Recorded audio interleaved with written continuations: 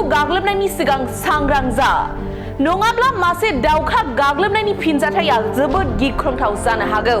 नंगौ, मासे दाउखाखौ गाग्लोबनायनि उनाव नोंथाङा खैफोदाव गोग्लैनो हागौ। बावैसो सिगां मोनसे बिजिरसंनाया फोरमायदों दि दाउखाफोरा गोबाव बोसोरनि उनावबो खिथेर लाफिनो सुथुरफोरखौ।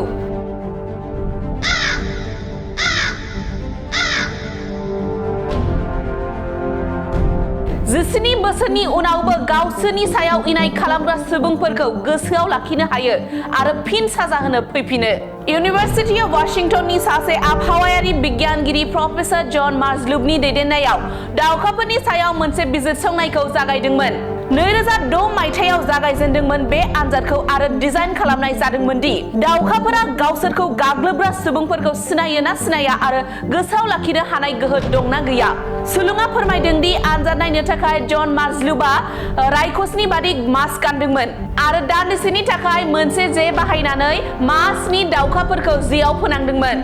सिनायथिनि थाखाय दाउखाफोरनि गांआव दाग खालामनानै होदोंमोन, बेनि उनाव जेबो खहा खालामालासे हगार हरफिनदोंमोन। माखासे समनि उनाव सोमोनांथाव जाथायफोरा जादोंमोन। जेब्ला जन मार्जलुबा मास्क गाननानै केम्पासआव नुजायोमोन अब्ला दाउखाफोरा बिखौ गाग्लोबोमोन। जर'खायै गुबुन दाउखाफोर जाय जन मार्जलुबनि जेआव नाङाखैमोन, बै दाउखाफोराबो बिखौ गाग्लोबनायाव बाहागो लादोंमोन। बेबादिनो गोलाव सम दाउखाफोरा जन मार्जलुबनि सायाव गाग्लोबनाया सोलिदोंमोन होननानै सुलुङा फोरमायबावदों।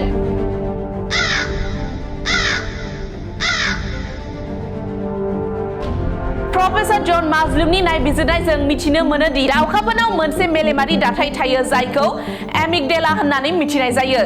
बेनिफ्राय मिथिनो मोनो दि दाउखाफोरा मेलेम गोनांल' नङा, जेथोगोनां समाजारि आखल आखुजों लोगोसे गोबाव समसिम गोसोआव लाखिनो हानायनिबो गोहो दं दाउखाफोरनाव।